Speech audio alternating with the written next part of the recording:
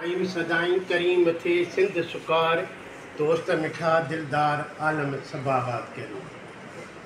सब खां वधीक मूंखे हिते ख़ुशी थी रही आहे त मां उन्हनि माण्हुनि जे विच में वेठो आहियां जेके क़ौम जा वकील आहिनि, वतन जा वकील आहिनि।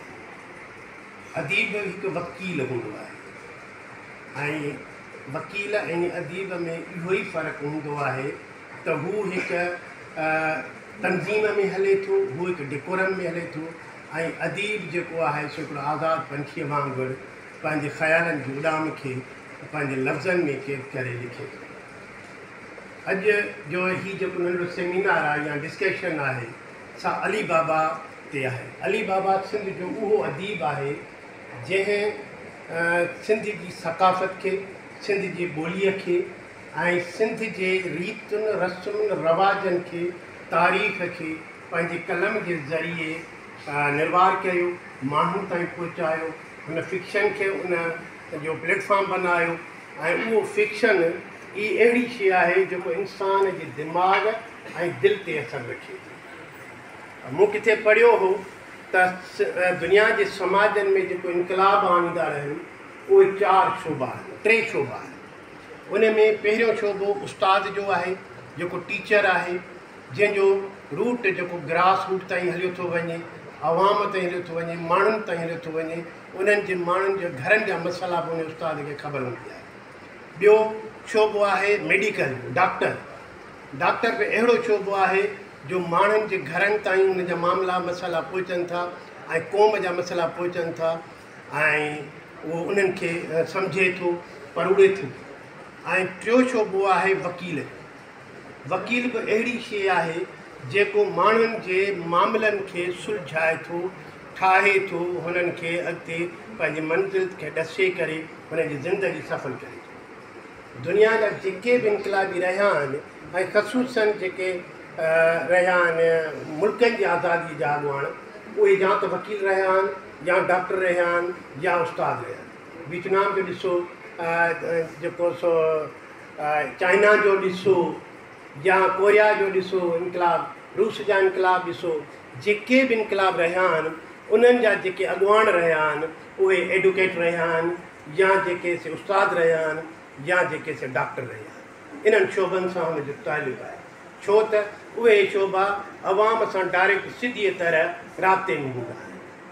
असांखे जेकॾहिं ज़िंदगी खे सम्झणो आहे, असांखे कॾहिं माण्हुनि खे सम्झणो आहे, समाज खे सम्झणो आहे ऐं क़ौम जा क़ौमी मसाला सम्झणा आहिनि, तहज़ीबुनि खे सम्झणो आहे, तमदन खे सम्झणो आहे, त असां वरी पढ़ंदा आहियूं लिटरेचर, अदब पढ़ंदा आहियूं। ऐं अदीब जेके हूंदा आहिनि उन्हनि जा इशारे हूंदा आहिनि, उहे वकील हूंदा आहिनि पंहिंजे ॿोलीअ जा, पंहिंजे क़ौम। इहा ई हिकु जहिड़ाई आहे तव्हां वकीलनि में ऐं अदीबनि में। असांजो अली बाबा जेके जिन सन्फ़नि ते लिखियो उहो नसर जो हुयो ऐं फिक्शन हुयो। हुन ड्रामा लिखिया ऐं लाजवाब ड्रामा लिखिया। दुंगीअ मंझि दरिया तमामु मशहूरु ड्रामो आहे जे वर्ल्ड लेवल ते बि इनाम खटियो।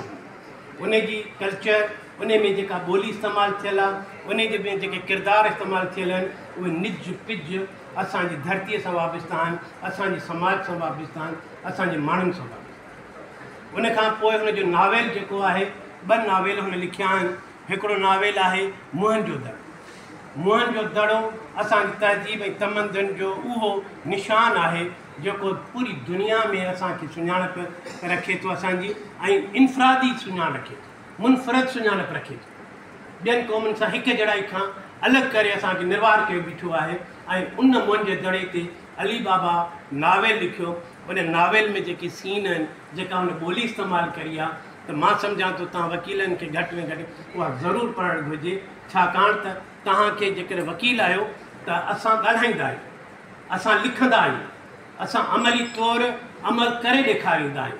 पोइ उहो कोर्ट जो मैदान हुजे, कटड़ो हुजे या वरी जेको सो रोडनि जो मैदान हुजे या स्कूलनि जा जेके इन से ऐवान हुजनि, असेंबलियूं हुजनि, किथे बि हुजनि, उते असां जॾहिं वेंदासीं त असां पंहिंजी ॿोलीअ में इज़हार कंदासीं। असांजी जेका ॿोली आहे उहा असांजी नुमाइंदा आहे।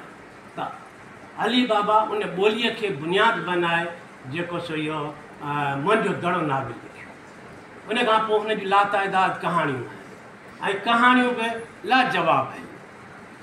मूंखे कृष्ण चंद्र जी हिकिड़ी कहाणी आहे दादरपुर जा ॿार यादि थी अचे उन नावेल नंढड़ो, पर अली बाबा जी हिकिड़ी कहाणी स्टेशन जे मुलाज़िम जो स्टेशन जे मुलाज़िम जो छोरो या रेलवाई जो छोरो, इहा कहाणी आहे। तव्हां कहाणी पढ़ी ॾिसो, कोटड़ी जे स्टेशन ते लिखियलु आहे। तव्हां हुनजी ॿोली ॾिसो, हुनजी तशबीहूं ॾिसो, हुन माण्हुनि जा जेके मसाला उन वक़्तु खणी पेश करे थो, उहो हुन कहाणीअ में जेको पेश करे थो, त मां सम्झां थो तव्हां वकीलनि जी जाइ हू वाधारे सघे थो। इहो आहे असांजो अली बाबा। अली बाबा सादो सूदो माण्हू हो, का बि हुन में मुफ़ाद कोन हो, का बि हुन में लालच कान हुई, कंहिं बि हाकुम ऐं वॾेरे सरदार जो न हो, कंहिं बि सियासी धुर जो न हो, कंहिं बि पार्टी जो न हो सिर्फ़ु ऐं सिर्फ़ु सिंधी क़ौम जो हो, हिन धरती जो हो, हिन रवायतुनि जो हो, हिन तारीख़ जो अमीन हो। ऐं उन ते असां अॼु हीउ किताबु रिसालो कढियो आहे जंहिंजी महूरत थींदी। असांजे सिंधी अदबी संगत ज़िले राब्ता सेक्रेटरी दीदार शाह में इहो रिसालो कढियो आहे।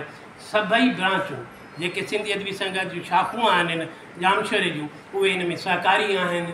ऐं असां चाहियूं था त पंहिंजनि खे ओन कयूं, पंहिंजा जेके बि माण्हू हुजनि, अदीब हुजनि, हिस्टोरियन हुजनि, वकील हुजनि, उस्ताद हुजनि, डॉक्टर हुजनि या जेके ऑफिसर हुजनि, जेकॾहिं असांजा पंहिंजा आहिनि, पंहिंजे जो मतिलबु सम्झो था, तव्हां ख़ुदि सम्झो था त केरु पंहिंजो थी सघे थो।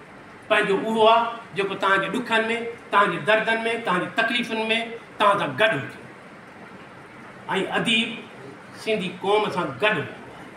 ऐं अहिड़े नमूने सां मूंखे इंतिहाई ख़ुशी थिए थी, अॼु जो वकील बि असांजी क़ौम सां गॾु आहे। जेके बि क़ौमी इशू थियनि था, वकील असां सां एहतिजाज करे थो, असां सां गॾु बीठो हूंदो आहे। इहा ई असांजे अदब में ऐं असांजे वकीलनि में हिकु जहिड़ा आहे।